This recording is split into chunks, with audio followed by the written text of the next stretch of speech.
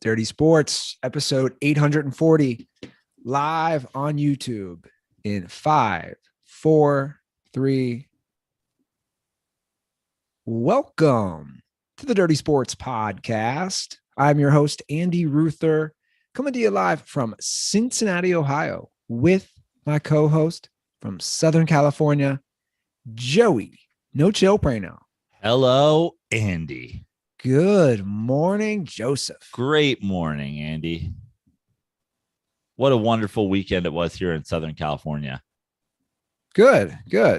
I was taking, I was up against the ropes this entire NBA playoffs, taking body blows, hanging in there, wouldn't refuse to go down. And it's all come back to me in the NBA finals. Then I took some of my winnings yesterday, Andy, and I said to myself this: the Mets are playing baseball at about a 60-something% winning clip. They're the second team, the first team in the National League to 40 wins, second team in baseball to 40 wins behind the Yankees. What are the chances they fall to 1-3 in my presence this year? A team that's playing, winning 62% of their games or whatever it is. Are they going to win 25% of their games? Small sample size. So I took literally all of my NBA finals winnings and dropped it on the Mets versus the Angels yesterday. Let's go. What a weekend. Rangers were eliminated. Fuck it. Who cares about hockey anyway? You're off the hockey train. I'm off. It was fun. It was a fun little ride. I learned at least 2 players on the team's name. Their future is bright. They're young. That's good. They're up and coming. Glad you had a good weekend. My neighbor, his dad is taking his daughter to Southern California today. And I was asked to give him a list. They already had a good list going. I think it's 5 days in LA, greater LA, staying in Santa Monica. Are they going to Disneyland? That was not on the list. How old is his daughter?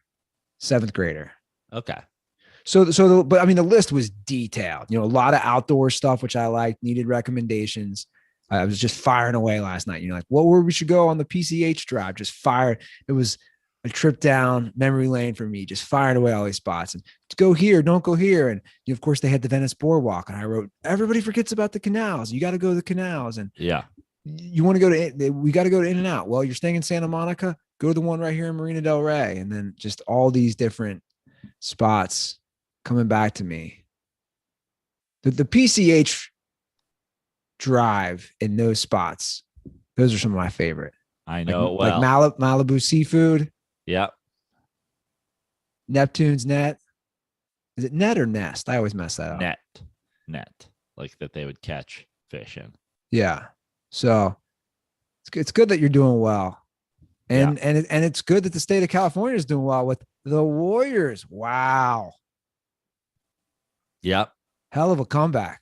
Every game has gone as I expected so far. The NBA zigzag theory has worked to perfection in the NBA finals. For those dirtballs who have been in my DMs, like, keep them coming.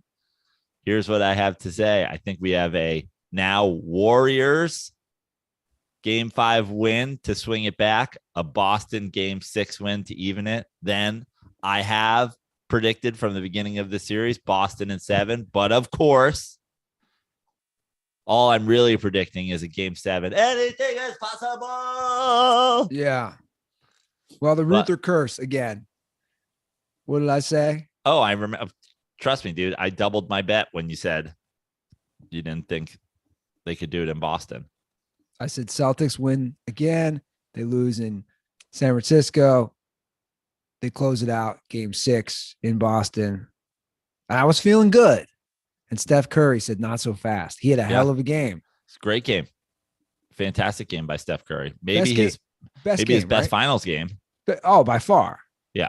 Best finals game by far. Where he just took over. Because you haven't really seen that with him.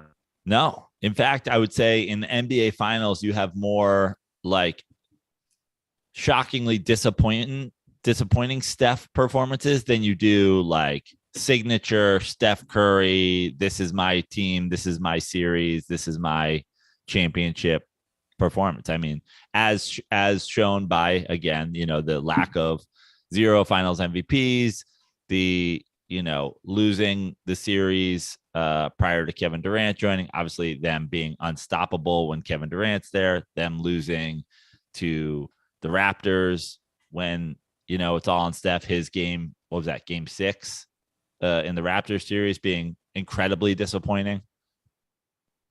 Yeah. Well, again, we said it from the start. I think he wants it more than ever.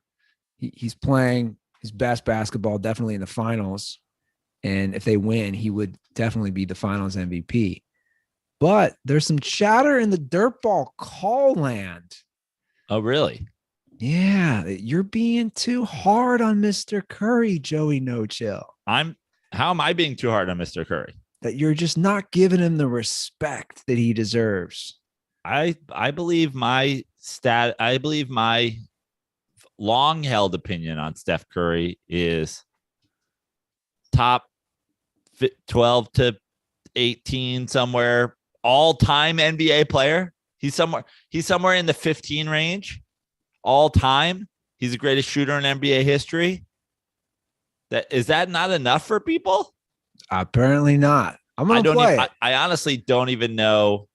I don't even know what to. I feel like I'm at the point now with my NBA opinions where, and maybe this is why he did it.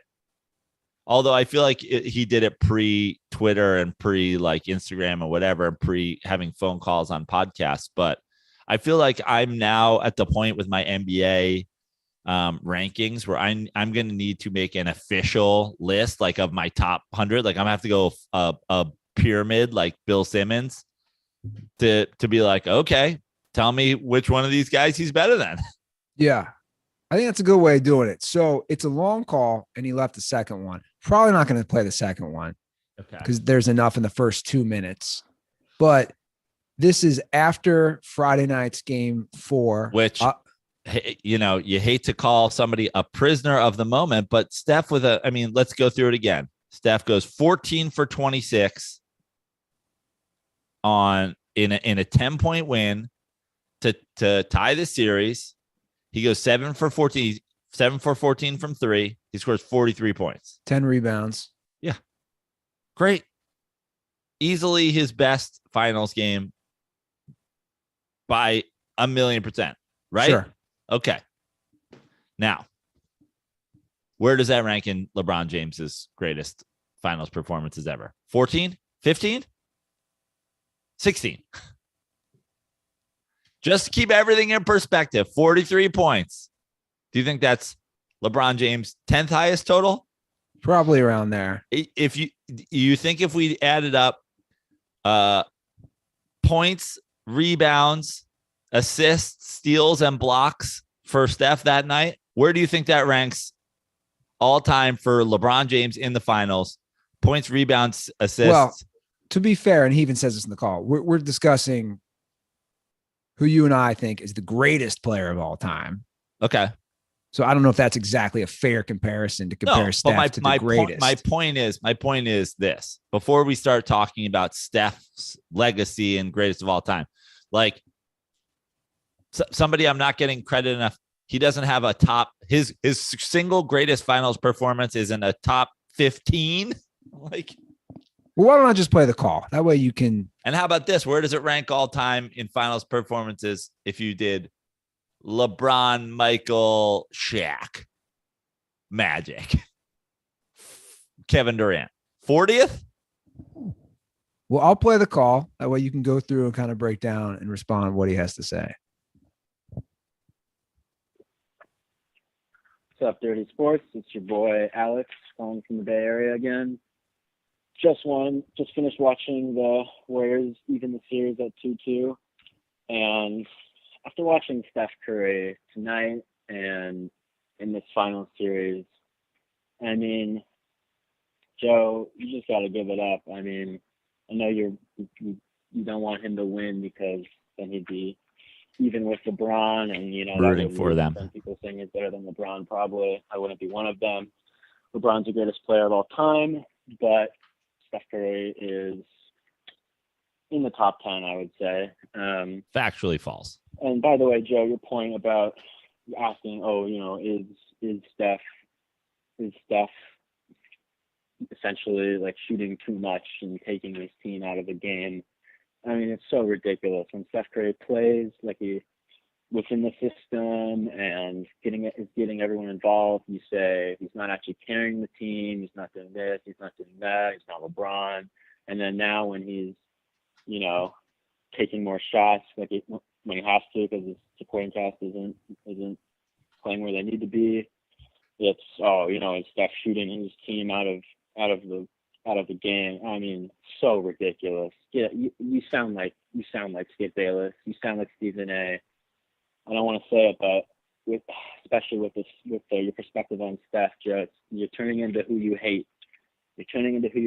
I don't understand why you don't love Steph because of the way he plays the game, kind of like LeBron, obviously different, but they both play and make their teammates so much better.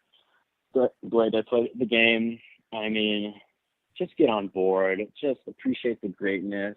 Stop rooting and doing these things to hedge against your LeBron fanness.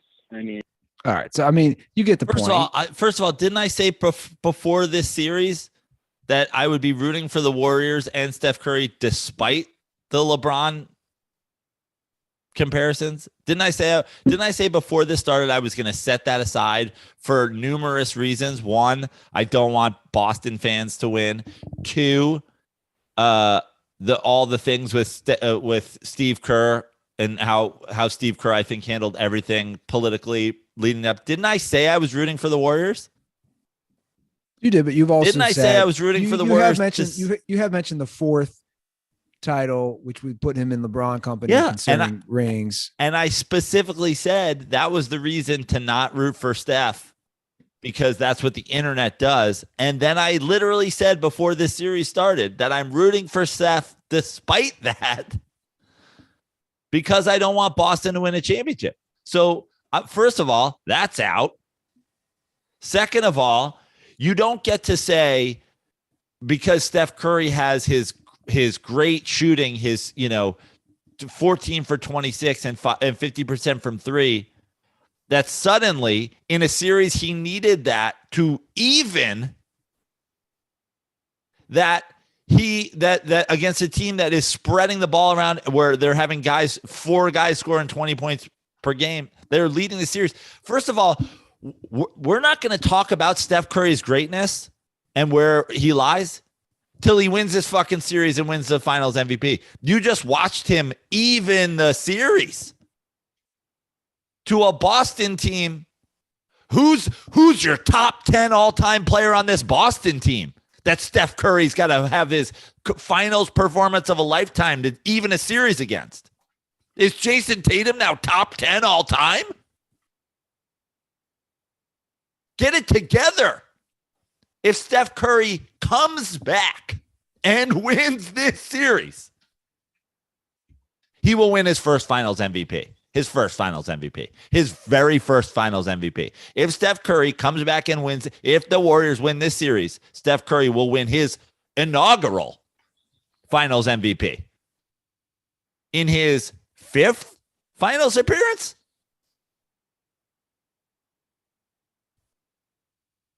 Top 10 all time? Get off the drugs.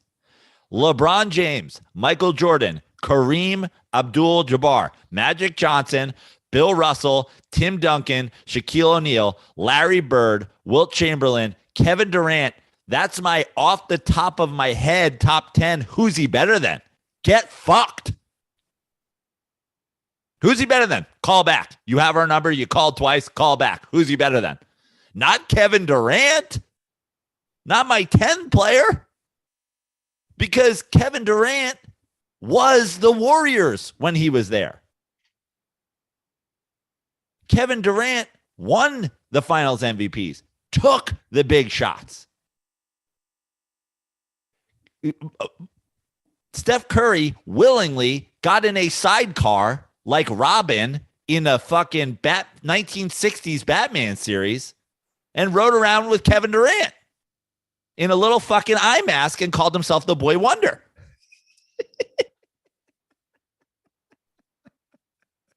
So who is he better than on that top 10 list? I'll open this up to all the dirt balls. Who's he better than on that top 10 list? That doesn't include Hakeem Olajuwon, who's, in my opinion, one of the greatest centers ever, who's probably the first one off that list for me. Who's he better than? Hakeem Olajuwon has 2 finals MVPs.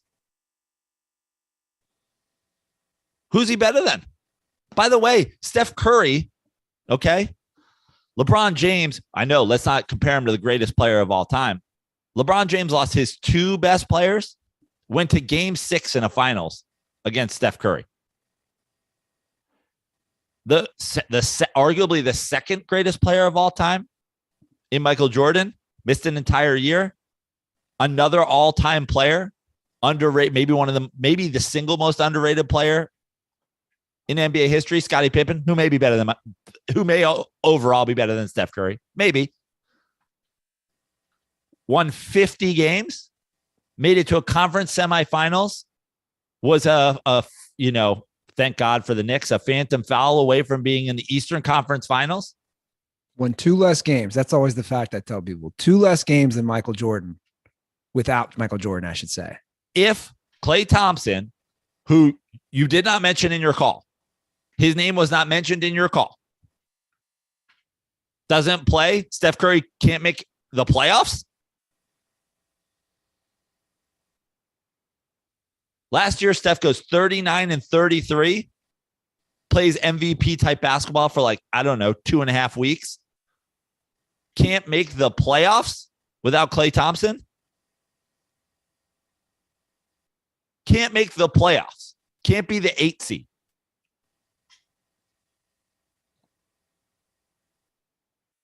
He's a top 10 player of all time? In what fucking world? Steph Curry is around 15. Yeah. In that realm. I do not have my exact figures. He's around 15. He has 0 finals MVPs. He's the greatest shooter of all time. If the second greatest shooter of all time or the third greatest shooter of all time isn't on the floor with him, he can't make the playoffs.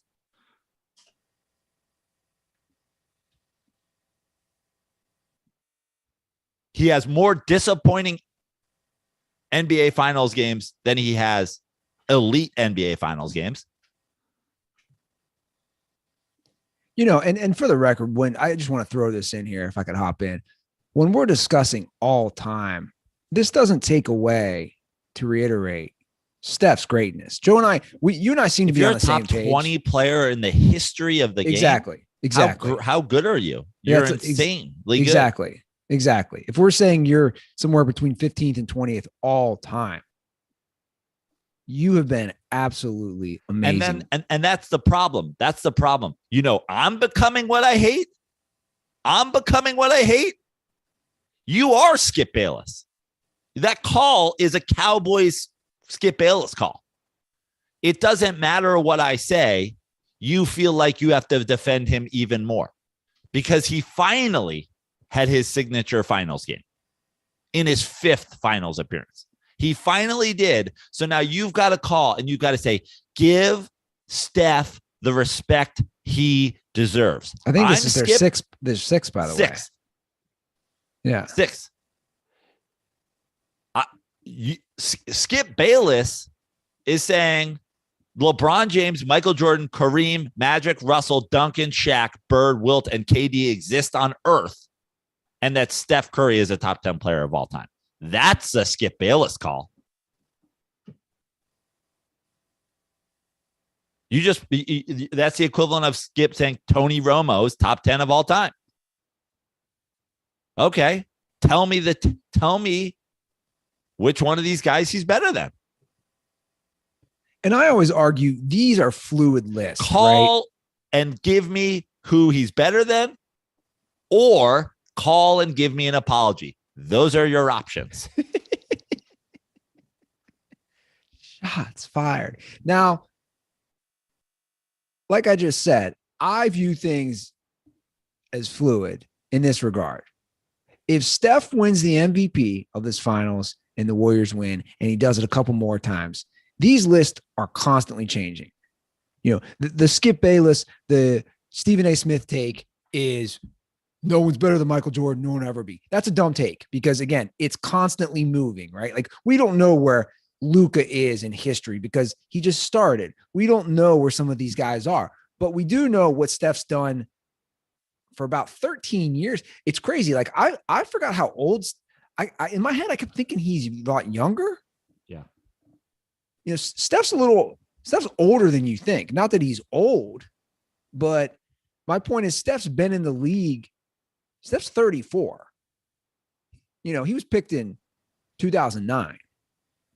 There's no spring chicken. We've seen what he's done. And again, this list can change for me personally. If Steph wins 2 MVP, 2 more finals, 2 more championships, and 2 finals MVPs, this can change for sure.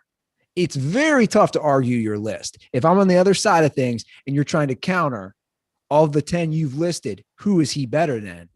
It's very tough. The same way, like you said, Kobe. I can't argue Kobe against those guys. You just can't. I mean, a great question that I think, you know, the people that will be screaming at each other are the ones that think both of these guys are a top 5. But who's better, Kobe Bryant or Steph Curry? I lean Steph. I do too. I probably lean Steph. If you look at the actual impact, Steph had a far greater, and we've discussed it, Steph's impact on the game of basketball, I'd argue, is top. His impact is top 5 for sure. Here's the reason I lean Steph over Kobe, but it is close, and you could probably make an argument. The reason I lean Steph over Kobe is Steph has 2 MVPs. Correct. One unanimous. I'd say you could argue against the Steph MVP, but you can definitely argue against the Kobe MVP. So no matter if you are making those arguments, he's got more MVPs. Now, the other argument I would make, I as the world's leading Kobe truther, now with my boy Wonder shaving his head to, you know, dive into the fray head first. I would argue that Kobe Bryant wasn't the best all-around player on his 2 MVP finals MVP teams. That would be my argument. Now, Steph doesn't even have the finals MVP. That's the thing. That's the counter if you're the Kobe stan. Steph doesn't even have, like, this would be the year that Steph becomes the best player on a second championship team. Right? Correct. Now, I would lean Steph because I would argue that Kobe wasn't the best all-around player on those teams. But here we go. Those guys are right in the same area, which to me is around 15. Yeah, and the thing I find interesting with those 2 in particular, the common basketball fan would think that's crazy. I do think Steph a lot of times does not get the respect he deserves in that regard. My point is, if you ask the common fan, who's better career-wise, Steph Curry versus Kobe Bryant, I think 8 out of 10 fans, because of, again, the marketing, and Steph doesn't have that, and all the other things that come along with Kobe, they say Kobe. But if you and that's the thing, and that's when you say these lists are fluid, like, that's right now. I think Steph, when all is said and done, will be head and shoulders a few spots above Kobe, in my opinion. Yeah. Sure. But again, we're still talking as if this series is over. We're still talking as if Steph has won his first finals MVP. He just had the final game of his life to even the series. Sure.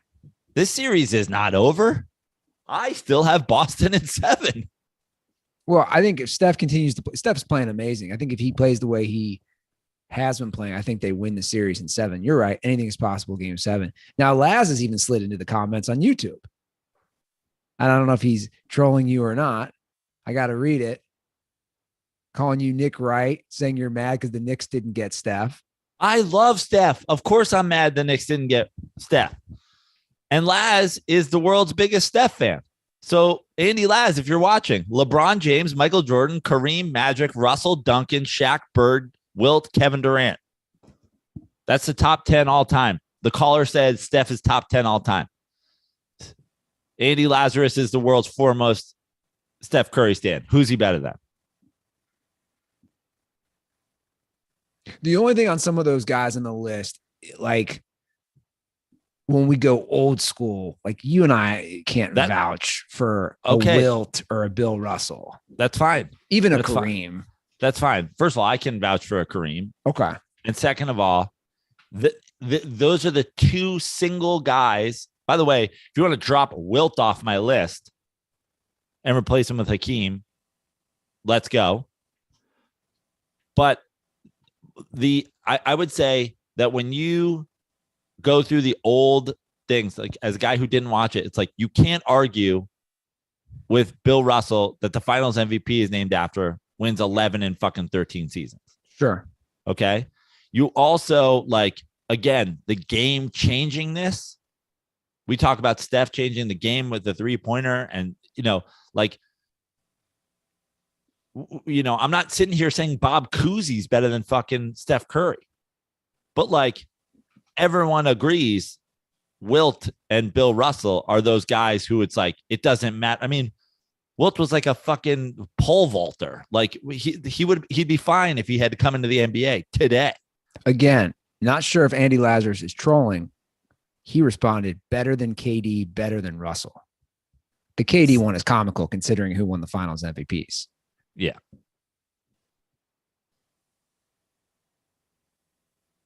Kevin Durant's made the playoffs a lot without Klay Thompson. I don't know how you can argue Kevin Durant again, considering he never got a finals MVP. It's to me, here's another comp for that. The Steph Curry versus Kevin Durant with one getting all the finals MVPs and one doesn't, to me is Kobe versus Shaq. When they played together, Shaq got all 3 finals MVPs. Kobe got none. I think that's a similar comparison. Who's the better player on those teams? Honestly, you know what you Bay Area fucking stands should do? Start the fucking Klay Thompson is underrated fucking train. I'll hop on board and buy a fucking ticket on the Klay Thompson's underrated train. Klay Thompson's not on your team. You guys aren't a fucking playoff team. You can't make the playoffs without the Splash Brothers. Mario saved the princess without Luigi like 5 times.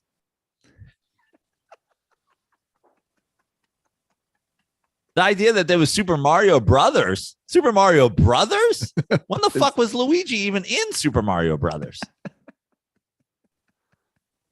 He was in Mario Kart. That shit's named after Mario. Yeah.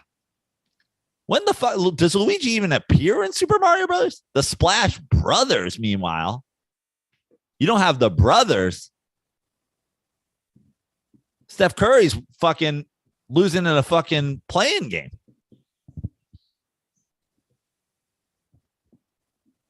And again, Steph is great. Steph might be Mario, but motherfucker, like we're talking top 15 all time. Yeah, Jesus Christ, what do I have to say? Guy's top 15 player of all time. He's the best shooter in history. I'm now shitting on him. Win a finals MVP and fucking call me back. Phone lines are open. Yeah. Well, going back to that game, and I'm fucking rooting for them. I want to give some credit to Steve Kerr, his coaching, while also taking a diss at Draymond at the same time. I don't know how closely people watch this, but he sat Draymond Green in those critical moments in the fourth quarter. Yeah, because he refuses to shoot now. Yeah. So with 7:32 left in the game, he pulls Draymond Green for Kevon Looney, and the Warriors immediately go on 11-4 run. They're down by 4. Suddenly they're up by 3. And we addressed it last episode, but I'm going to address it again. He has 2 points in game 3. He has 2 points in game 4.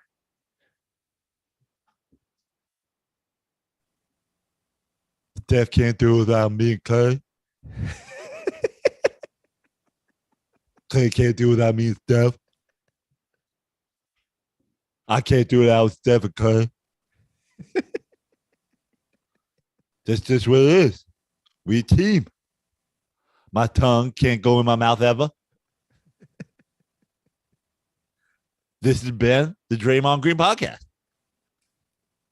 I mean, it's unbelievable. Draymond Green's like the podcast. Like I'm here for it. I hope he does it forever.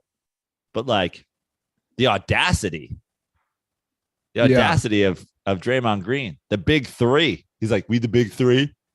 Steph's like, can you score a basket, please? Sure. Yeah. No, but that was a great coaching move by Kerr. Sure. That whole game changed. Think about that. The whole game changed after you take out Draymond Green. He looks, when he gets Tom Izzo's sitting there courtside going, get him the fuck out of the game. Yeah. What are you doing? You have my permission. Get him the fuck out. He kind of has shades when at least I felt in watching that game, like you said, when he's scared to shoot, it's like shades of Ben Simmons in the playoffs last year. Remember when Ben Simmons refused to shoot? Yeah. It was very similar. I mean, he is fine. Like Draymond used to be fine. That's what I'm saying. Shooting wise, he used to be fine. Yeah, he was fine. I mean, he only averaged this year like 7.5, 7.8 points a game or something. I mean, it was that low, which is fine.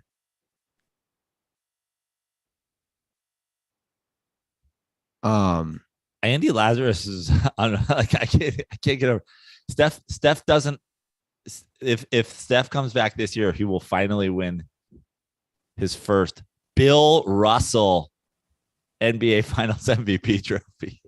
We'll see now. The Finals MVP trophy is named after Bill Russell, and he's in there claiming he's fucking better than Bill Russell. I don't want to go too far down this back and forth, but see, he's bringing it back to LeBron on the YouTube comments. LeBron missed the playoffs this year. Cool. LeBron's fucking 40. Yeah. LeBron's 37. I mean, he's old. He's 50 in fucking whatever years. He literally went to 11 straight NBA fucking finals. Sure. Played in a couple of Olympics along the way. Like, Jesus Christ. What the fuck are we doing? Yeah. And Hank Aaron didn't get a homer this year. Guess he sucks. Like, what the fuck are we talking about? I don't feel like there's that many, but the Steph fans, the diehards, are interesting in that regard. The problem with the Steph diehards is like, guys, just fucking like lean into like, or is the 13th greatest player of all time the best shooter in NBA history? Is that like a diss in anybody's fucking book? Sure.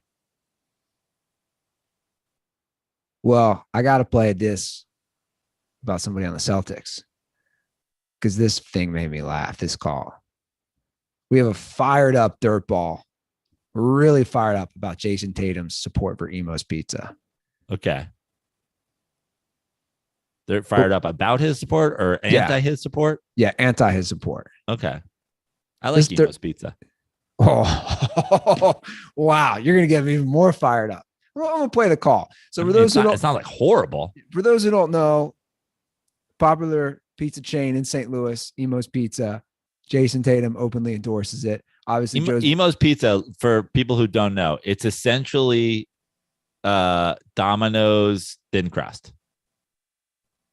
Well, this caller would disagree. And obviously, I went to school there for 5 years. had lots of experience eating Emo's pizza.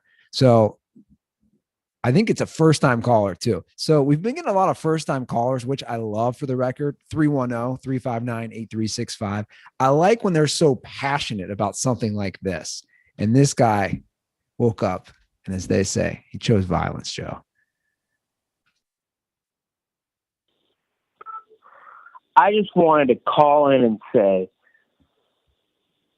fuck Jason Tatum for representing Emo's Pizza. Emo's Pizza is the worst fucking pizza I've ever fucking eaten. They literally put a saltine cracker on Provel cheese. That shit is the worst fucking pizza I've ever eaten in my entire life. The fact that Jason Tatum, a multi-millionaire who has access to the best pizza, the best food he could ever eat, is representing Emo's Pizza still is mind-boggling to me. It's fucking atrocious. People all the time are like, oh, well, what's better in Missouri? I don't know. Fucking Domino's, Pizza Hut, Sam's Club.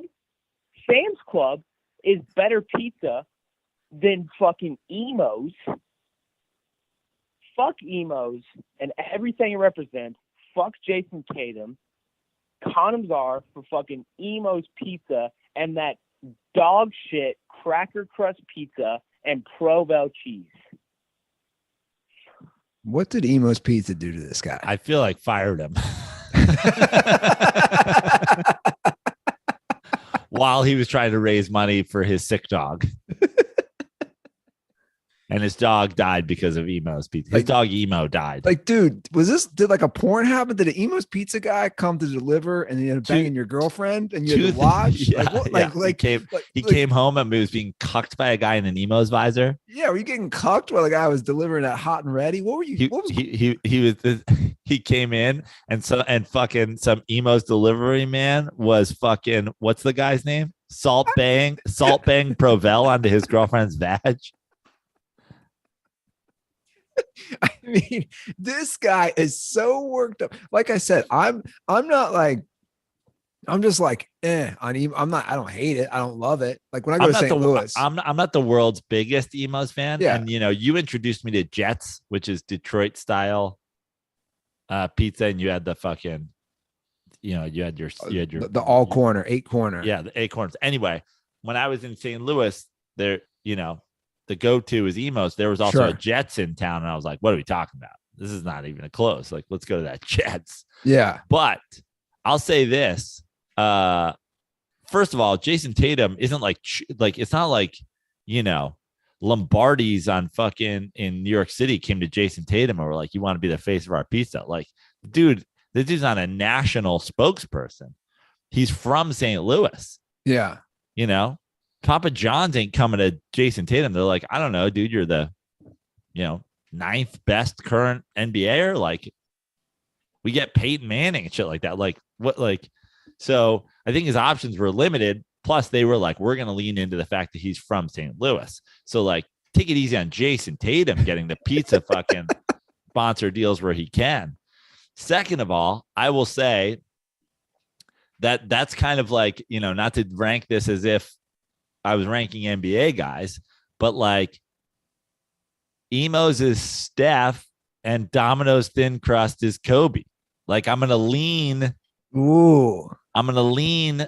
Emo's if I'm in the mood for that Domino's thin crust. It's just a little bit better. That's I like my it. call. It's another, we like to rate quarterbacks on the size of the pizza and the toppings. I like this continuation of ranking athletes based on pizza brands or different restaurants. I can see it. But it's like that's the level it's at. Like I agree, it's not much better than like Domino's thin crust. Like I think Domino's thin crust. If you listen, Andy, do we agree if you order Domino's, thin crust is the way to go? Like that's kind of like the Domino's hack, right? Sure. I think Emo's is just like a sort of better made Domino's thin crust. And I agree with your point. Look, man, he's from St. Louis. He's born and raised. They're St. Louis based. I just looked on Wikipedia. They're not huge, but they have over 100 pizza joints between Missouri, Illinois, and Kansas. So they're regional. They're not across the country. I like Provel, by the way. Yeah, I'm sure they paid him a pretty penny. So get paid, Jason Tatum. I love seeing the times when the calls happen. That was a 1:21 a.m. call. Definitely could have walked in on the old lady getting banged by a pizza delivery guy. Does that mean it was 1:21 LA time? It's a good question.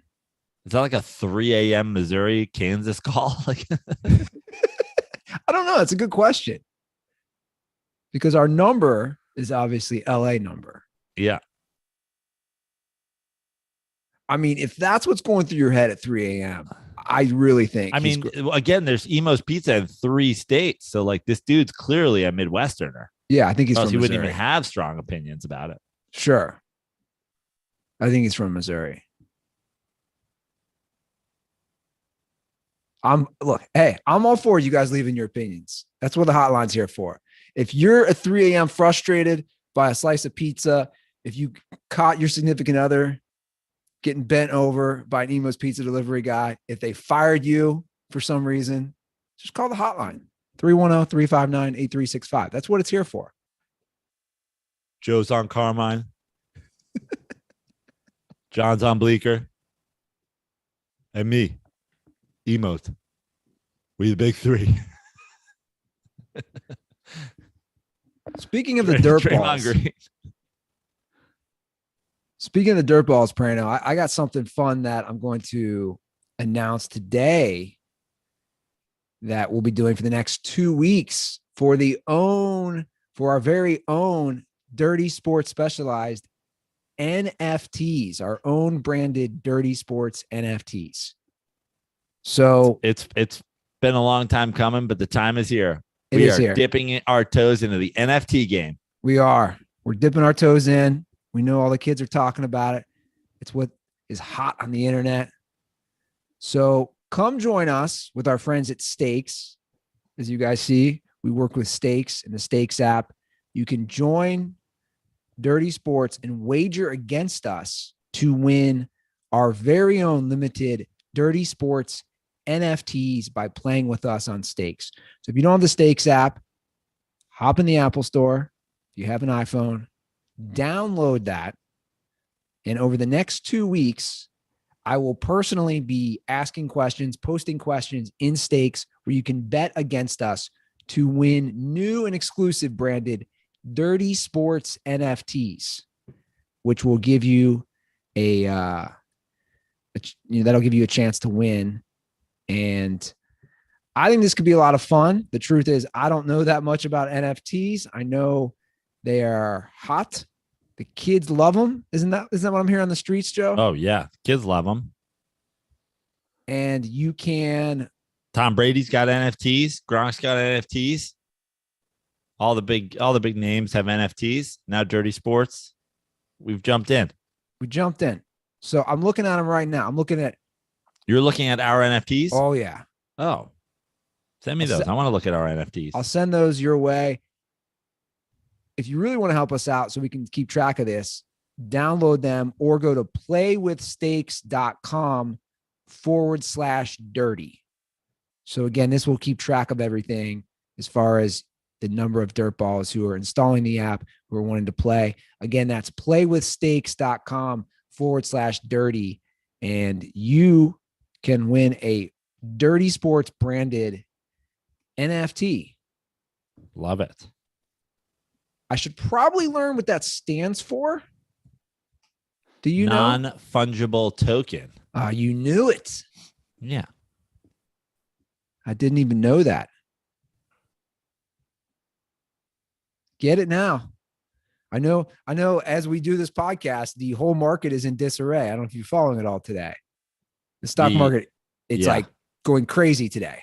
Like not good. Plummeting. Crypto's down as well. Everything is just. So get those NFTs. Thank God I recently went liquid and have only investments in my gambling account at this point. Yeah, that's the Randy Moss approach. Straight cash, homie. Yeah. So what else we got on? What else we got on the rundown today, Joe? As we move forward, let's see what we got here. We have a caller that is upset that we don't have Dirk Nowitzki as the top 4 player of all time. Psychotic Dallas fan just decided to call in. He's furious that we're not even talking about Dirk as the top 4 player of all time with his 1 Finals MVP and his 2 Finals appearance. I believe his argument is he has 1 more Finals MVP than Steph Curry. So let's go to the call.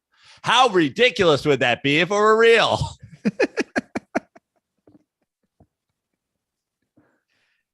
Oh, man. I think the best nugget from that conversation, and I love that analogy, the Splash Brothers being Mario and Luigi. Yeah. Like, I like it. They're together. But you're right. What did Luigi really do? Right. I'm arguing that Steph is more a member of the, or Clay is more a member of the Splash Brothers than Luigi is a member of the Mario Brothers. Yeah. Let's talk. Can we get some Clay Thompson is underrated phone calls here? I agree. I think he's disrespected. I think he's definitely underrated. Obviously, he's had some gnarly injuries the last couple of years that he's had to battle, so he hasn't played as much. But overall, those two are pretty great. Let's talk a little NFL for a minute. Let's talk about the Washington football team. Now, the Washington Commanders fining Jack Del Rio $100,000 for his comments on the Capitol riots. Yeah. This is prime dirty sports content, I think. Yeah. Shut up and defensive coordinate. Isn't that what I'm assuming that's what conservatives think Jack Del Rio should do? Shut up and defensive coordinate. Well, I think it's hilarious, as I tweeted out from the Dirty Sports account. You're talking about something else, which is fine. I think it's just hilarious that they're concerned about what he's saying. I'm not even saying I agree with it, for the record. Yeah. I just think it's funny when Washington is currently under assault from a million different allegations, from lying to their fans, stealing money from their fans, to having 2 books and lying to other NFL owners, to having a sex ring with cheerleaders and harassment and sexual assault and prostitution. This is, to me, this is like your classic spin. Hey, he called the what happened on January 6th a dust up, and he brought what happened during the riots, during the George Floyd protest comparisons. That's my thing. Like, people can debate those things all they want. I don't really care. What I think is hilarious is the Washington football team has so many awful scandals. Yeah. Him saying something that you might think is stupid isn't nearly as bad as running a sex ring with your cheerleaders or skimming money. Well, it's all, I mean, it kind of works out perfectly both ways, right? Now they're like, yeah, just find Jack Del Rio and let's make this the story. But I feel like nobody talks about that. Well, we've talked about it because the NFL is actively, covering for Daniel Snyder for some reason. You would think, again, that these are just opportunities. Yes. The Jerry Jones thing, the Daniel Snyder thing, that these are opportunities for the NFL to rid themselves of problematic owners. But you got to remember that the NFL is problematic owners. When you talk about the NFL, what is the NFL? The NFL is just these owners. Yeah. There is no governing body. Roger Goodell isn't overseeing owners. He's a mouthpiece of the owners. He's a guy who says what the owners tell him to say. He's not making decisions.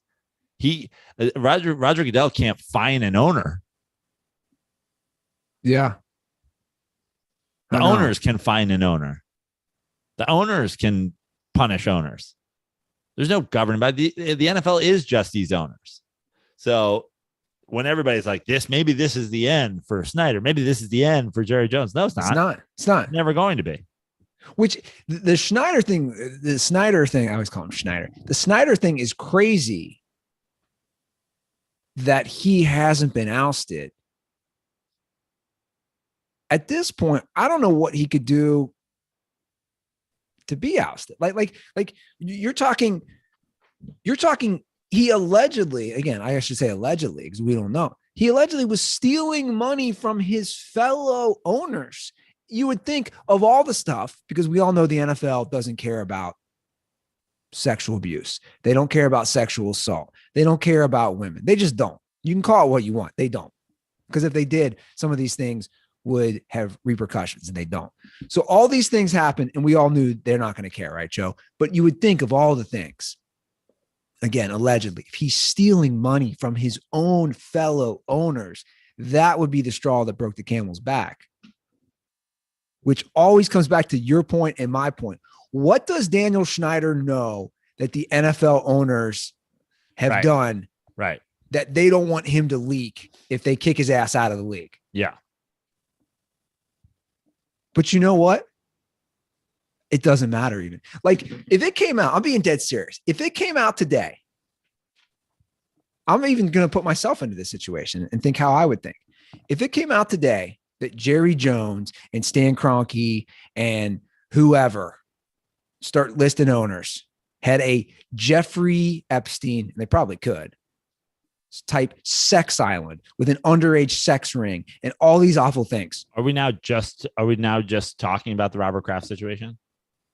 Are you saying if it came out an NFL owner was involved in human sex trafficking and then got sexual favors from underage foreign sex workers? We already know that, don't we? Didn't this already happen? It's funny, I forgot about that. Didn't Robert Kraft already get busted? Were they underage? I don't recall. No, they were 35-year-old Asian women that are trying to put themselves through nursing school. You're right. I completely forgot. But my question I was going to ask was, if all this came out, would anybody actually stop watching the NFL? And the answer is no, I wouldn't. And the answer is no, because it did and they didn't. You're right. Like, at this point, I would put the power of the NFL up against anything. As far as what would actually get people to stop watching. I just think people just don't give a shit. And I think that's true for most sports, to be honest. People are like, cool, there's a lot of shitty people running this league. There's a lot of shitty players. I don't care. Yeah, and it's amazing too, because like even the people that claim they would stop would never stop, right? No. Because like from both sides, right? Like, what do you think would happen? What do you think would happen if the NFL was like, if you're a registered owner of a handgun, you're not allowed to attend NFL games? They'd be like, you can't do this. That's my Second Amendment right. Meanwhile, literally 5 years ago, the NFL was like, our players are not allowed to use their First Amendment right, or we will remove them from the league. And people were like, good God damn it. That motherfucker needs to shut the fuck up. This pig socks. This is cartoon pig socks.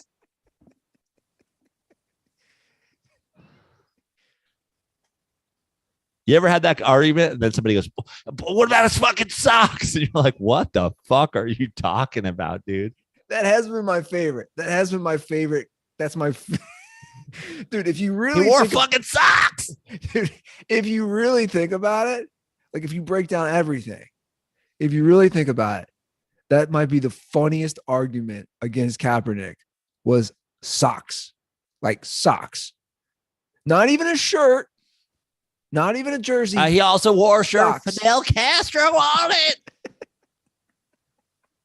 Next thing you know, this country's going to be loaded with Cuban cigars and old Fords.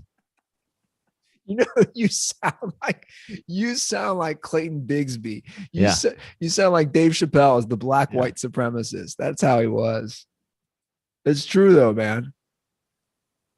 Oh, my God. Triggered fucking liberal snowflakes in your safe spaces. Did you say his t-shirt?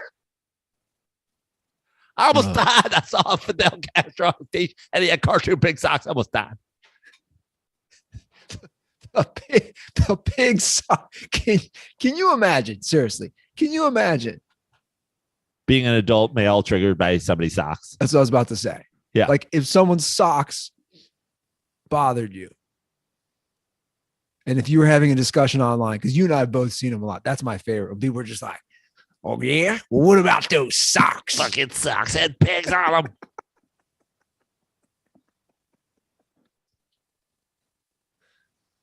them. So basically, we've come to the conclusion now. The NFL could do anything or any sort of leak. See, that's where it's kind of funny to bring it back to Dan Schneider. I mean, look. I mean, again, yeah, of course. Look at the things we're talking about. But what if the NFL had a underage sex scandal? Done. What if the NFL? What if one of the league's top players was raping people regularly? Happened. What if the league literally started a war on the First Amendment of the United States of America? Happened. It happened.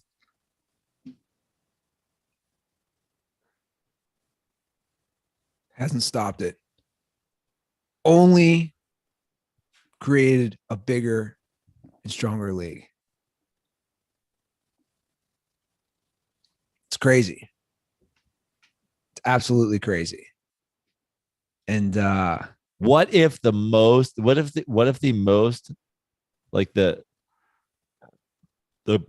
player with the greatest legacy in the sports history had a basement full of baby carcasses that was draining its blood onto the floor so that he could bottle it and drink it to stay younger? What if? Allegedly. Gets you excited for the NFL season. That's just his will to win. That's just his killer instinct. He really looks better, man. My friends and I were talking about this. We were watching him on I don't know, news or Sports Center or something. I don't know what we were watching on. We were like, man, Tom Brady looks so much better at 43, 44 than he did at 30. Yeah. He just looks better. Like he looks healthier, better looking. What is in that diet? The blood of children. I'm telling you, he's the guy from Silicon Valley. What was the character? Yeah. They're like, Tom, what do you want in your smoothie? He's like, what's in your smoothie there? He's like holding it.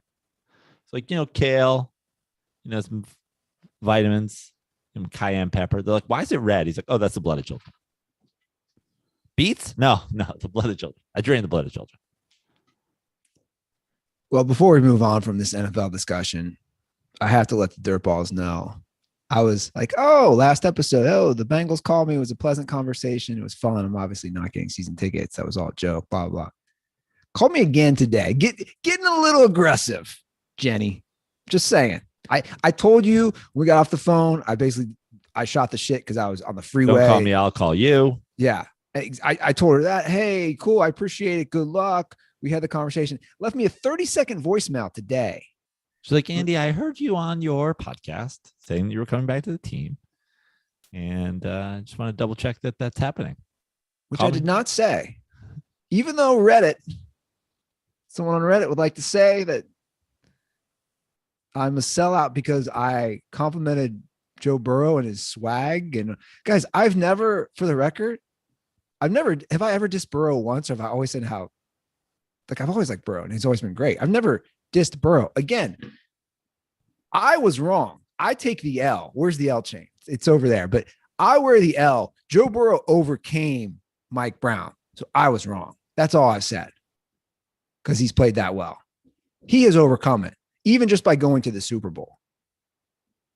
He has overcome it. This is a great time in the show for me to, I want to apologize to Randy Ruther, who was in LA this weekend briefly. Oh, nice. Albeit briefly, but I was unable to meet up with him. To be fair, he was like, let's golf Friday. And I was like, I'm in. And he was like, JK, going to a Hollywood pool party. And I was like, I'm out. And then I was like, I'm going to this thing. And he's like, I'll be there. And then he was like, JK, I won't call you. But I tried and he tried. And no one's at fault here. But just shout out to Randy. Randy's a big Reddit guy, I've noticed. Yeah. Randy likes the Reddit and he likes to post the memes. You can't spell Randy or Reddit without a capital R. I think we need to personalize just Randy Ruther Bengals jersey. Like it says the full name on the back. Yeah. Or just like Randy. Have we ever learned how many drinks he was deep when he created that account? No. Like that's not a, hey, I'm sober, I'm creating a mock of Andy Ruther, Randy Ruther. That's I've had 10 tequilas and let's do this. I'm sitting by the pool. I'm sunburnt from laying in the hot desert all day. Let's create this account. This seems like a great idea, which it was for the record. He's like, I want to request a Who Day, but I didn't want to do it for my personal account. Can Randy Ruther get a Who Day, though? That's got a nice ring to it. Dude, this town is hilarious. There's a restaurant right by me on the electronic screen for the restaurant. They started this probably a couple months ago on the restaurant, which has specials coming Tuesday. They have a countdown every single day. The next screen goes to countdown till Bengal season starts. I'm like, this is like, did I find Randy Ruther's restaurant? They have a countdown. The Triple R, Randy Ruther's restaurant. Months in advance. Every time I drive by it probably 5 times a week. Countdown to the next Bengals game. These guys are turned. So Randy, if you ever make a visit, we're going to go to Grove Park Grill right on Kellogg Avenue and just have at it, my friend. Wait, we're getting a call from a DirtBall. He's like, Grove Park Grill. Fucking Grove Park Grill. I just want to talk about Andy Ruther's support of Grove Park Grill. Like, what a fucking shameful support. I'd rather eat at fucking Sam's Club. You're like, okay. We are now getting deep into regional restaurant beefs. Oh, the DirtBalls are hilarious. Speaking of food, we have a lot of good DirtBall calls today. Somebody left their own nacho helmet review. Oh, by the way, I need to talk. I went to Angel Stadium yesterday. Yeah. I tweeted it. I Instagrammed it. First of all, Angel Stadium. I always had Angel Stadium on the I would say in the bottom half of my all-time baseball rankings. I'm not the world's biggest Angel Stadium fan. There's just not really a whole lot to it. There's nothing there. Yeah. Angel Stadium came with a counter punch combo yesterday. That was, they might have won me over. One, parking, $10. That's good. $10 parking. 2, Miller Lights everywhere. 3, I'm going to go 3. And I'm not the guy, but there are people out there. Multiple large in-stadium advertisements for the nacho helmet. I saw 25 people in just my section eating a nacho helmet. They lean into the nacho helmet there. They want you to buy a nacho helmet. What's the price on that? Did you see? I didn't see. No. So I actually did not get any food at the ballpark yesterday. Only beers. Because I stopped at this crazy Asian food market on my way down and went ballistic. That's the way to do it, ballistic, Mav. Yeah. I got spicy al pastor ramen yesterday. That sounds good. That sounds really good. That's a good combo. It's good. Yeah. So we asked Majid to do some nacho helmet reviews. And he's done a couple, which we love. We're going to knock out another ballpark nacho helmet review, which I think this could be kind of a thing. If DirtBalls want, you get a nacho helmet at your local stadium, you review it. We have one from the Cleveland Guardians. Okay. So this is a full review. And I think, again, he goes in depth enough to let us know exactly what he's getting. He gives the price.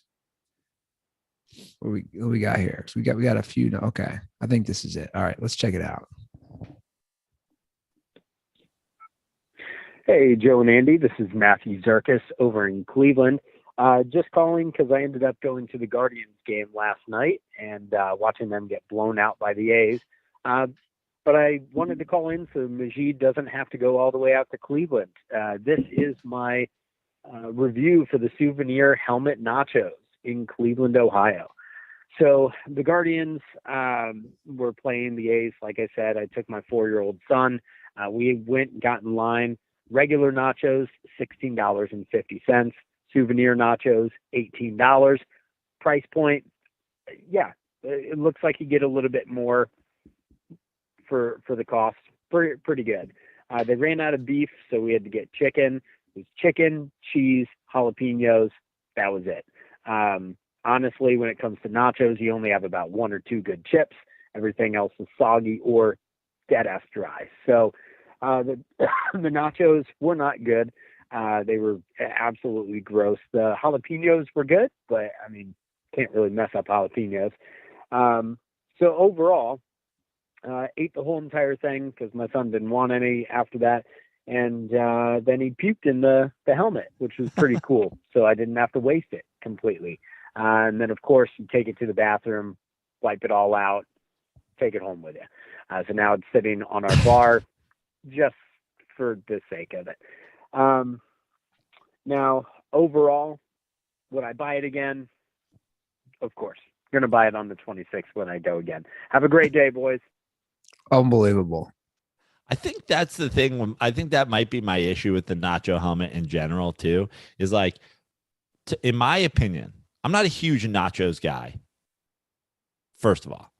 But sometimes I find a place, somebody else orders nachos. I'm like, man, those nachos were fucking good. And I'll run it back. It's like, if you don't put care into the preparation of a nacho, like plate, helmet, whatever thing, your bowl, you end up getting the dry chip, the soggy chip, the dry chip, the soggy chip, unless you're layering. Oh, you got to layer. Unless you're like, whatever. And there's like, let's be honest, there's no ballpark that's putting that care and effort into nachos. No. I'll just say it right now. I helped him. I would never, ever with my own money buy a nacho helmet at a ballpark. Nothing against it. I just like you're saying. Also, I feel like at a ballpark, you're getting the ladle pour on cheese. Yeah. They're ladling it on. It's what is that? I had probably some of the worst nachos I've ever had Friday at a restaurant. My girlfriend was like, let's get some nachos for appetizers.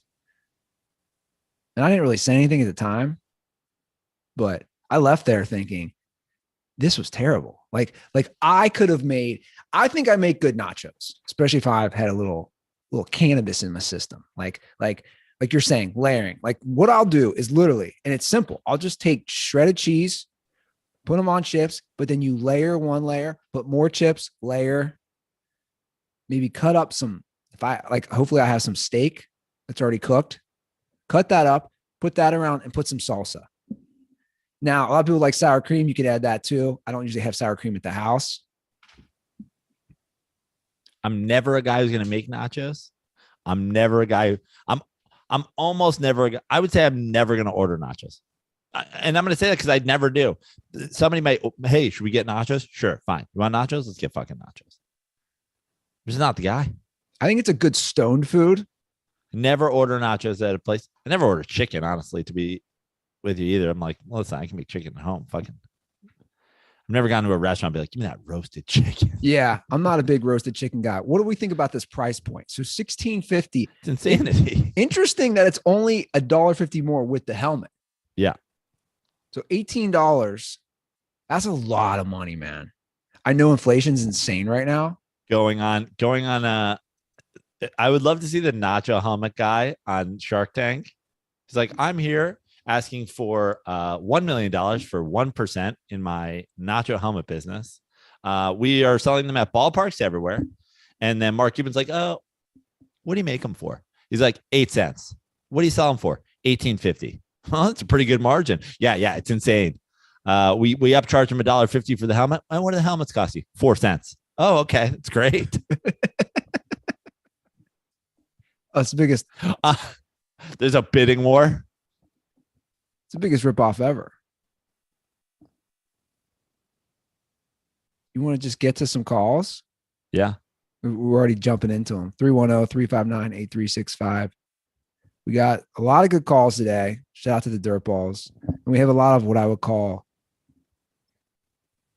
epitome, quintessential DirtBall calls. We have one about quintessential.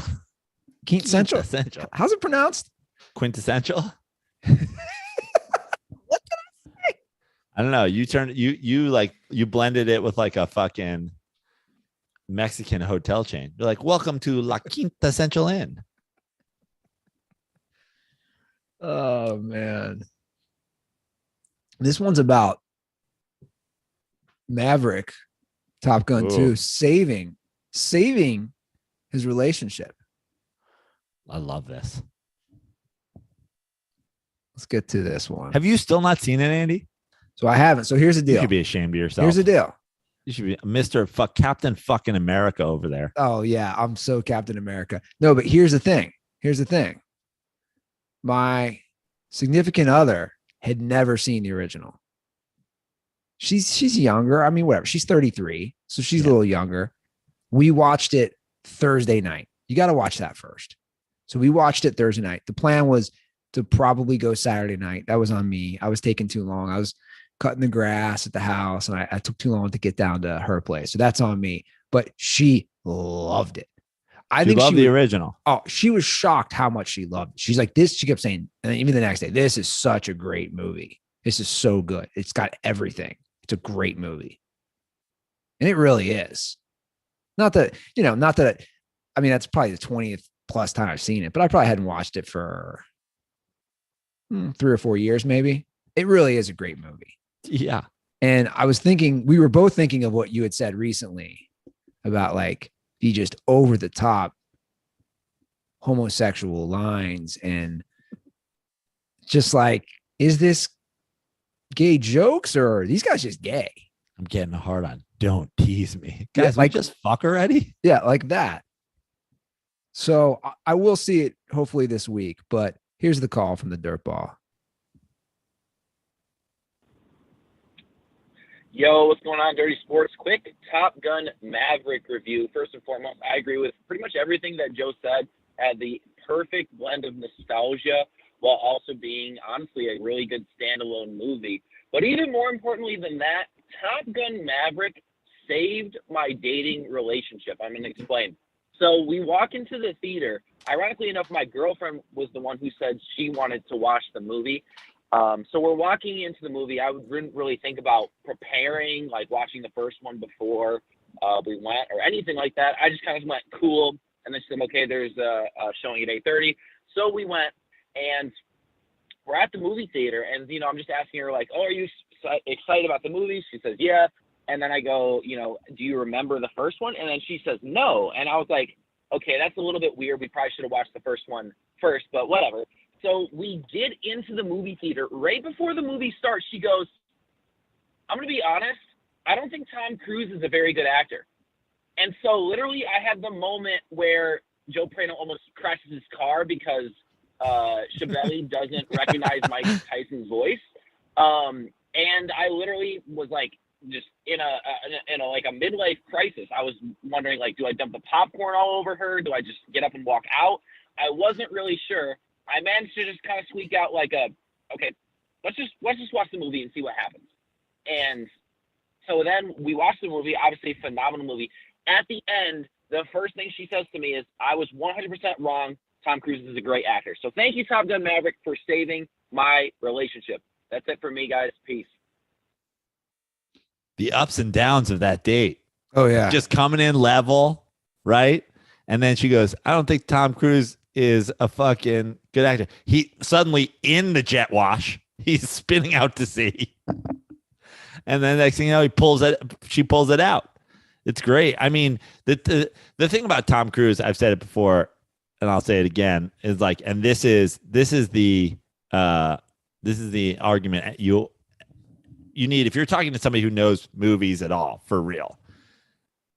I have not seen every single Tom Cruise movie, and I always say this because I like the one that jumped up was like, I don't think I've seen Rock of Ages or Rockstar or whatever the fuck it was.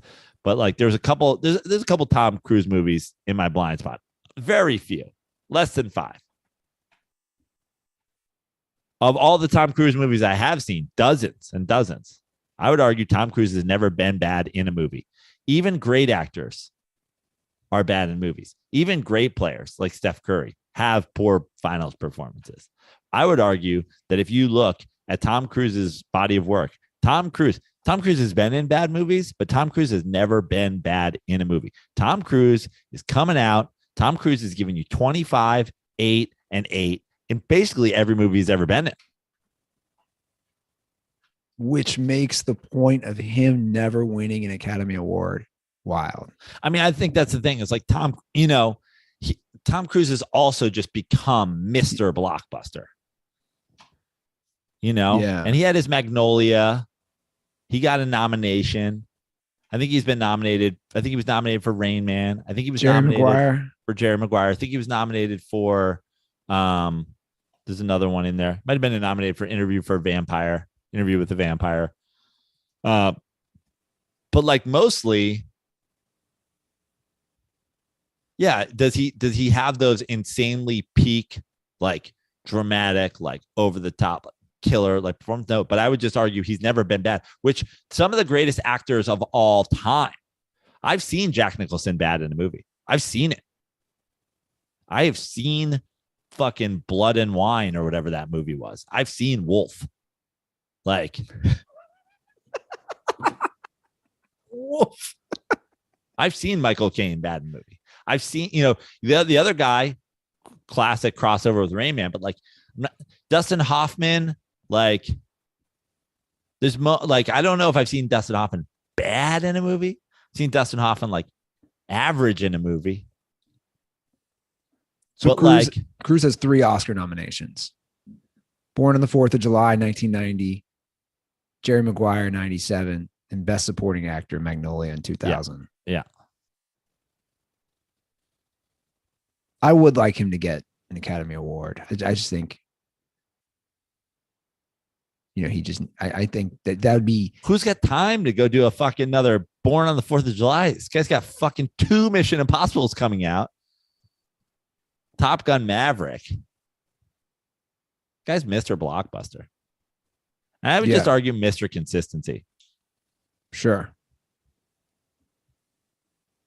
Well, I'm glad that he had a relationship that was salvaged by the end of the movie. I mean, it sounds like a roller coaster ride. Yeah. Like when you reach that point where you think, hey, can I date this person because of something that just happened? That was a pretty bad take, by the way. Also, I mean, just like it, again, this is like the Steph Curry thing that we talked about before. It's like I'm talking about Steph Curry being a top 15 player of all time. It's like, okay, maybe like if you're saying, if I go, okay, Tom Cruise isn't a good actor, who is a good actor, right? How far down that list can you go before you start running out of names? Like how many names can you list just like off the top of your head where you're like, they're a better actor than Tom Cruise? Daniel Day-Lewis. Yeah, I'm saying, but you can name what, 15? Yeah. I just was starting. I mean, if you, yeah, De Niro, Nicholson, Pacino, Michael Caine, like fucking. I mean, we're gonna go out there and be like Tom Hardy's a better actor than fucking Tom Cruise? Come on. No, come on. So I'm saying Leonardo DiCaprio.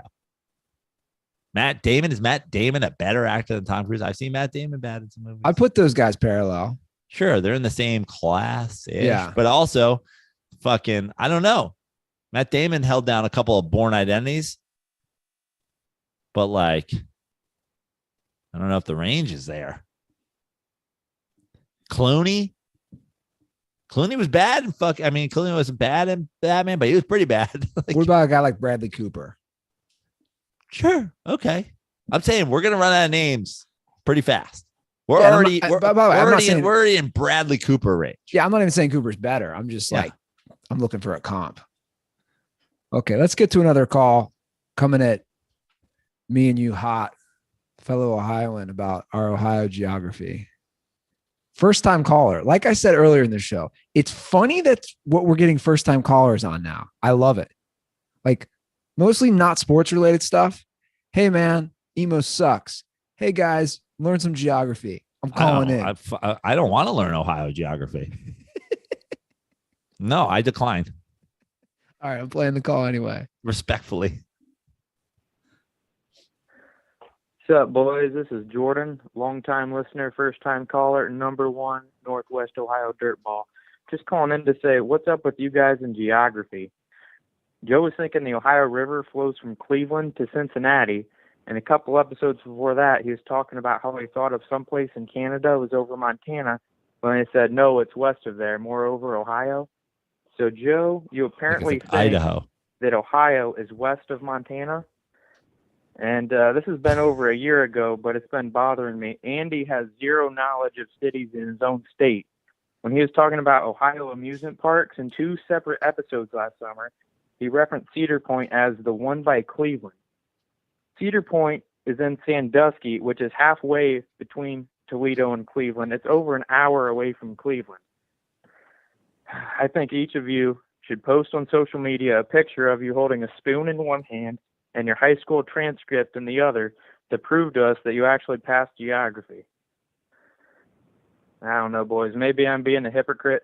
I just looked up the state of Rhode Island on a map because I saw they just legalized weed and learned for the first time that the state isn't actually an island. So maybe I shouldn't be throwing rocks from glass houses. But anyways, stay dirty, boys, and condoms are for the Castellini family.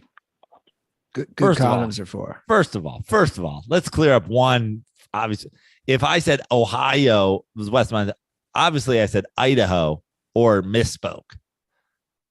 This is what we were talking about. No one thought Ohio is west of Montana. I know precisely in the country where Ohio is.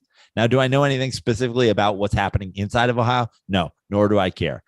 I mean, talk about geography. How come you talk like you're from fucking South Carolina, fucking Mr. Northwest Ohio? Jesus Christ. That's why no one knows what the fuck's going on in Ohio. Somehow Ohio identifies as like Rust Belt and fucking Bible Belt. Like, pick a belt, Ohio. I have to admit, the accent being from Northwest Ohio, like, Yeah. like, how do you get that accent? With your ching chang and your ching. Can't understand you. Go back to your country. Now we have the Ohio River does flow through Cincinnati or no? Yes. But it doesn't. That's not the one in Cleveland. No. What was the river that was on fire in Cleveland? I don't know. Good The question. Fucking Good question. By the way, I appreciate you letting me know. I'm looking right now. Yes. So if you look at the top of the map, you have Toledo right northwest, Cleveland northeast of the state, and Sandusky is right between that on Lake Erie. I did not know that. I didn't know it was like an hour away. the Cuyahoga that caught fire. Yeah, which makes sense. Cleveland's in Cuyahoga County. So to be fair, man, I've never been to Sandusky, Ohio. Also, an hour outside of fucking Cleveland is the greater Cleveland area. You think? I mean, if you look on a map, I mean, it's not like it's the biggest state as far as geographically. So, yeah, I've never been to Sandusky. Also, since the I would just like to say, you have a friend, your neighbor. Who is it? Coming to L.A.? Oh yeah, my Right? neighbor. Correct. And I said, are they going to Disneyland? Disneyland is an hour from Los Angeles. Sure. We claim. True. It's not San Diego. People don't go to San Diego to go to Disneyland. They go to LA to go to Disneyland. Motherfucking Angels are calling themselves the LA Angels, for God's sakes. Yeah. So I just put it in the maps. From Cleveland to Sandusky is 61 miles. I mean, my point I was going to make was outside of going to Cedar Point, why would I go to a state or I'm sorry, a city that has the same name after a serial pedophile. Like he did no justice to that entire city. Yeah. Like I'm Change being the fucking name. being dead serious. Like I'd always known about Sandusky, Ohio, but then that scandal happens. Anytime I see a sign, if I'm driving through the state and I see sign for Sandusky, I instantly think of a guy fucking kids in a shower. I mean, follow the lead of the state that you just mentioned, Rhode Island, that renamed their town. I forget what they renamed it, but they changed it from Epstein Island to whatever. I mean, come on. Follow the lead here. I actually haven't been throughout Ohio that much, Joe. Isn't that crazy? Like, I haven't really traveled. I think I've only been to Cleveland once or twice my whole life. Like what am I doing driving on some of these areas? Also, I think our caller would be, I don't know if you'd be shocked to find out that Brunswick School in Greenwich, Connecticut, one of the, honestly, at this point, foremost prep schools in the United States of America, does not require us to know anything about the rivers in Ohio to get a high school diploma. No one was ever like, which river runs through Cleveland? And I was like, Cuyahoga. And they're like, you're good to go. Here's your diploma. Honestly, I mean, as a good school on the Eastern Seaboard should, we barely even thought of Ohio, honestly. I don't even think we ever talked about it. A little disrespectful about it, but you know, it's all right. All right, I think, you know, most presidents from Ohio or some shit like that, but that's it. I believe five. William McKinley, William Howard Taft. Or was he from right over the border in Montana? Let's see if I can name the five. I think it's William McKinley, William Howard Taft, Benjamin Harrison. I think that William Henry Harrison. Maybe a fifth one I'm forgetting. If you are from Ohio and your name is William, there's a better than most chance that you're going to become president of the United States. Oh, Ulysses S. Grant. I'll forget him. No, and Rutherford B. Hayes. Wait. Rutherford. Like, that was a good claim for the family. Rutherford B. Hayes.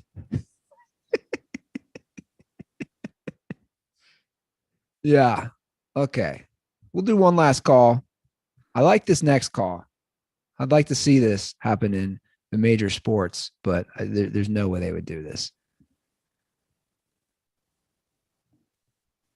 Hey, John, Salt Lake City here.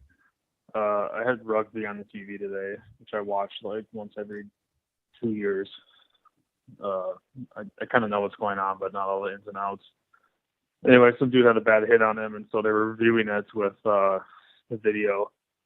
And the broadcast had the referee like mic'd up during the review and going through his process of assigning I guess to be red and yellow cards, kind of like soccer. And you could hear everything. You heard the entire thought process that he was thinking. And then he went to the captains of the teams and explained exactly what the reason was for the punishment that he handed out. So it got me thinking, like, why can't they do that in American sports? And why the fuck don't they? Especially in this case, because it looked like a possible red card, I guess, or like, I guess, game ejection in football, or at least college football. But then he went on to explain why it wasn't. So what do you guys think about why the whole process of video review in American sports, at least, can't be mic'd up? That's it. Stay there. You know why? I mean, you're probably thinking, are you thinking what I'm thinking? I think the first thing is they don't want transparency. Yeah, exactly. You mean, can you imagine Angel Hernandez and they just got him back there and he's like, what are you thinking? He's like, I don't really know. I don't know the rules, to be totally honest with you. Like, can somebody from New York help me? I actually don't know what the rule is here. Is this legal? Is this illegal? And then people will be like, well, how does this guy have a job? And then he's like, unions. But unions are strong. It would also eliminate, well, what it would do is it would definitely eliminate the conspiracies that things Yeah. are fixed. Yeah. I mean, we've talked about it at length, right? When that guy goes under the hood of an NFL or college football game, how do you know somebody in New York is not telling him, make this a 15-yard penalty? Make this. Can you imagine just like the Saints Rams thing? That's what I'm Going saying. to that?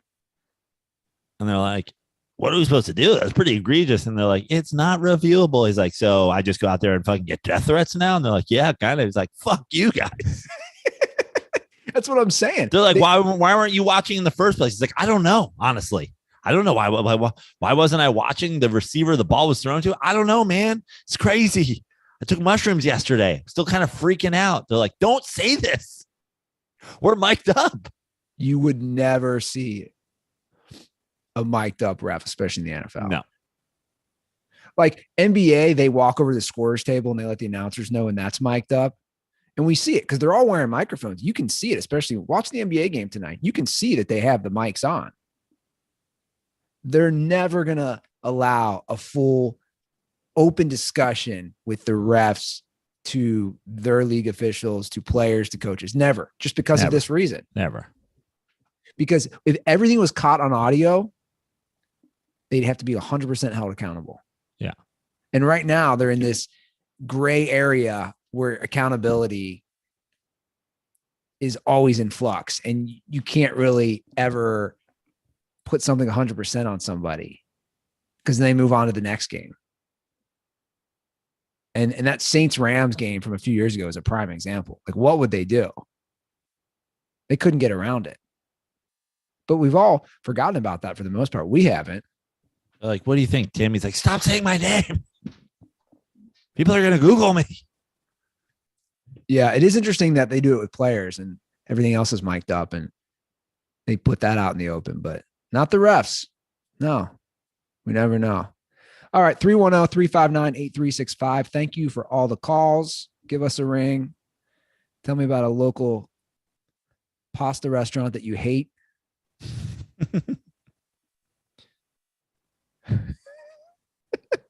I'm on social media everywhere at Joe Prano, Instagram, Twitter at Fix Your Life. I'm on TikTok at Joe Prano. I put up a triggering TikTok. Apparently, it's triggered some young kids. It's crazy. You can't do jokes these days. You make me look. I'm gonna. You're just moving that needle more and more. And you're sending me TikTok. I got you and I got my buddy Drew. I got two people sending me TikToks now. It's like, Ruther, just get on. Well, you have an account. It's just not you just don't use it. But it was like user 859463729. Watch your video. Oh, but I don't have an account. That was just me. It's not the app. Oh, you don't. No, I do not okay. have an Maybe that was account. somebody else. Yeah. I'm also joeprano.com for shows. I'll line up some shows here soon. Keep your eye on that. Shout out to all the Dirtballs for coming out to shows recently. Shout out to all the Dirtballs who, I don't know what it is. Andy, you're saying that all these first-time callers recently, all these first-time cameos, all kinds of Father's Day cameos and Mother's Day cameos and birthday cameos. So find me on Cameo if you want me to say something disrespectful to your friend or brother, or something respectful for that matter. Yeah. Love it. Follow us at The Dirty Sports. You can follow me at Andy Ruther and go check out Stakes. Try to get yourself a NFT, a Dirty Sports personalized one. All right. That's our show for this Monday. See you guys in a few days. Have a great start to your week. And as always, stay dirty.